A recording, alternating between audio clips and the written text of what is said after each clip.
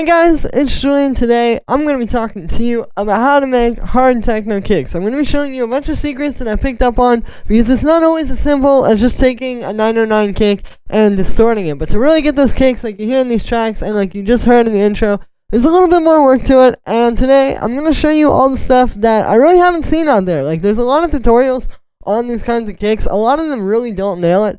And none of them have really quite gotten it. So today we're going to really just hammer down on how to get that proper distorted kick like you just heard. Now to go along with the video, I've also just dropped a new sample pack called 50 Huge Hard Techno Kicks Volume 1. The link is right at the top of the description. As you can see, what you get with this pack is 50 hard techno kicks. So I prepared a bunch of them here. I'll play them for you.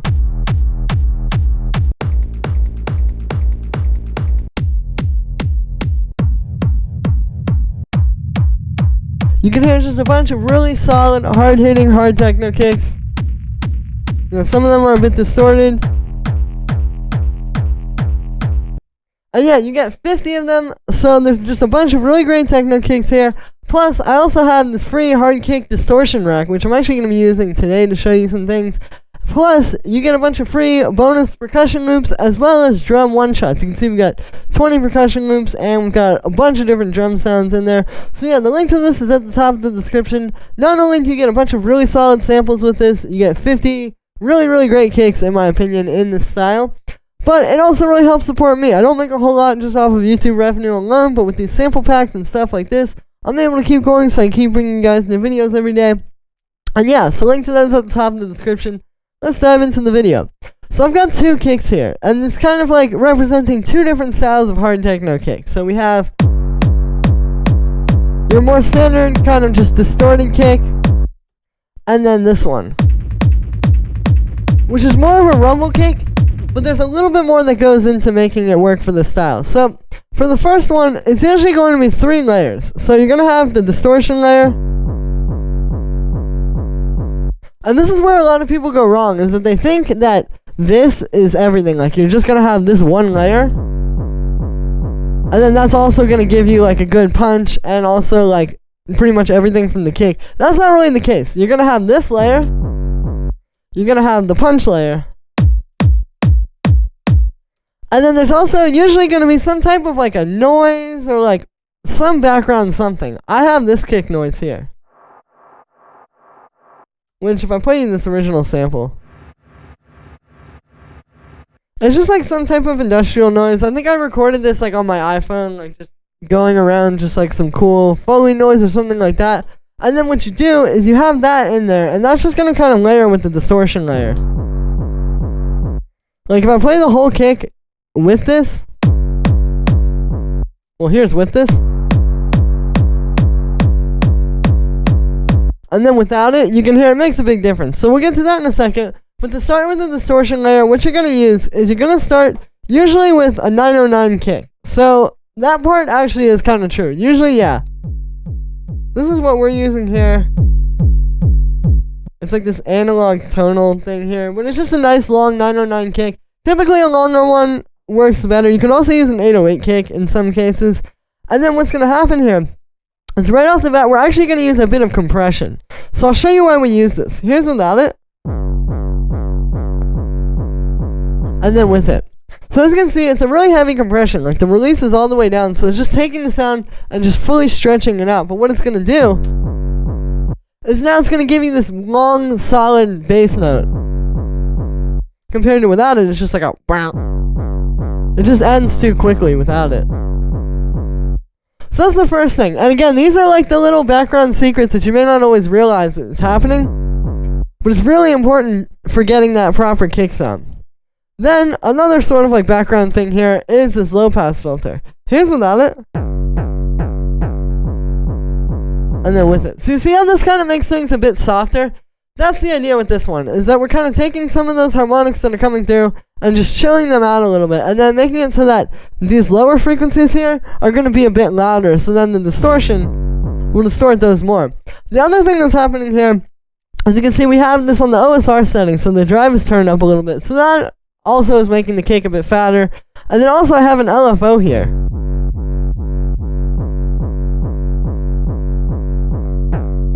And if you listen, that kind of makes it fade into the sound. It's just on corner notes.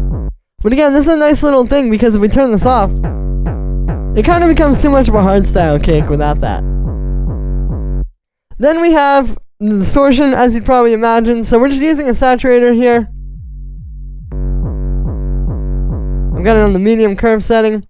Then we just have it being sidechained to the punch kick. You know, pretty standard stuff there. And then I also have this EQ8 here, cutting below 38 hertz. Because typically with these types of kicks, you want to do some type of cut, anywhere between like 20 to 45 hertz, I want to say. Just cutting out those like really, really low frequencies, because it's going to not really add much to your kick, but it is going to take away from your track, because even though we can't really hear those frequencies, you know, they're still going to be in there, and then it's going to create a lot less headroom for everything else in your track. So you want to make sure you cut those. And then for the punch kick, you know, it's going to be pretty simple. Yeah, you just want to make sure it's a nice fat kick that just kind of plays through pretty clean on its own. And then the kick noise. Like I said, I pretty much explained this. You can see for processing on this, we just have this in mono. And then I'm taking this very, very particular range from the mid-range with the EQ.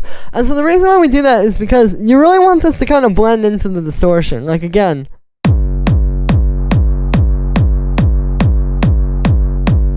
it's really just meant to kind of fit into that. And what it does is it creates some type of like contrast. It's kind of like detuning. Like if you're working with a synth and you have like two saw waves and you detune them, it's the same idea here. It just kind of creates like some more texture in there when you hear it kind of clashing with the distortion. Again, without it, it just feels a little bit too much like a hardstyle kick, a little bit too clean. And yeah, so that's the first kick. And then on the group there, I just have another one of these EQs cutting at 21 hertz. So again, just making sure none of those messy low frequencies are going to come through. So that's how you do the distorted kick. So again, not actually that hard, but I think that it can be hard to figure out because there's a lot of misleading information out there. Like you can see why if you just take a 909 kick and distort it by itself, you're not going to get that kick. But then for the second kick here, you can see it's a lot more like a rumble kick, but again, there's something a little bit more going on here to make it a bit more industrial. So to start off with, we have standard punch kick, actually the same as what you just saw. And then we have this layer, which is kind of fitting in where the kick noise was fitting in the last one. Again, just adding that kind of like mid-range. And then we have our rumble. So the rumble is being made with the same kick that we're using for the punch. And then what we're doing is, you know, pretty standard rumble stuff, right? We have a reverb, which you're going to usually make a lot shorter. Tends to sound better for rumbles. And I've got the diffuse turned up a lot. Then we have an amp distorting it, which obviously puts it in mono, but also brings out the low end rumble. And then we have this low pass filter. And this is typically, yeah, obviously, yeah, that's the layer that's actually going to cut it back so that we get just a rumble. But here, we're using this LFO, which is not something that you would usually do, like if you were making a more main room style techno track, where you can see we have, yeah, it's a saw wave down, and then it's just kind of doing this like, pew, pew. And if I turn that off, see how the rumble's a lot like flatter? Like it's just kind of like this. When we turn that on, we get this nice, very punchy, just boom, boom. And so that's really what you want. Because it's just going to be a lot cleaner, and it's also going to fit better under that main kick. And just make this kick a bit punchier. And then we just have a compressor, side chaining it to the main kick, and then also I have an EQ8 here. Cutting at 23 hertz, same reason as we said before. And then for this mid-range layer here, so it's also made with that same exact kick. And what's happening here is we are creating a rumble, actually, kind of similar to how you'd probably expect, where we have a delay here going into an amp, so kind of similar to how we had the reverb going into the amp. But then we're actually doing multi-band distortion. So what I've done here is I've split, we're using this audio effect rack, the highs, mids, and the lows. You can see the lows don't have anything on them. And then we're distorting them separately to kind of get a more like layered texture going on here.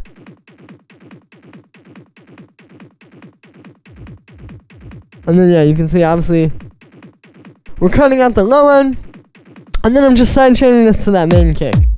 And this is another one of those things, like again, if I play the whole kick without it, and then with it, just having that rolling like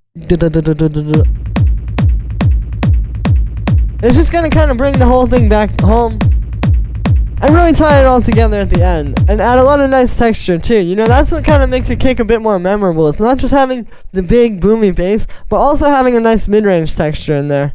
And yeah, and then on the groove of that, like I said, same thing as you saw on that last one.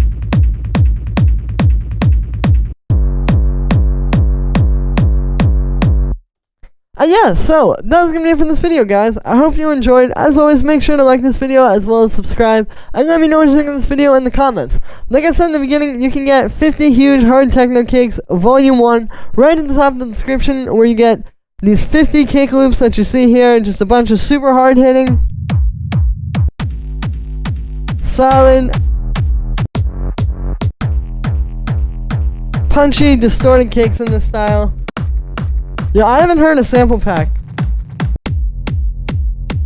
that has not only this solid of kicks, but also this many solid kicks before. Plus, you get the free bonus percussion loops, the bonus drum one-shots, and the hard kick distortion rack, so you can make your own kick. Once again, the link is right on top of the description. It really helps support me so that I can keep going and keep bringing you guys secrets like this that really aren't out there that we all want to know. Thank you so much, everybody, and I will see you tomorrow with another video.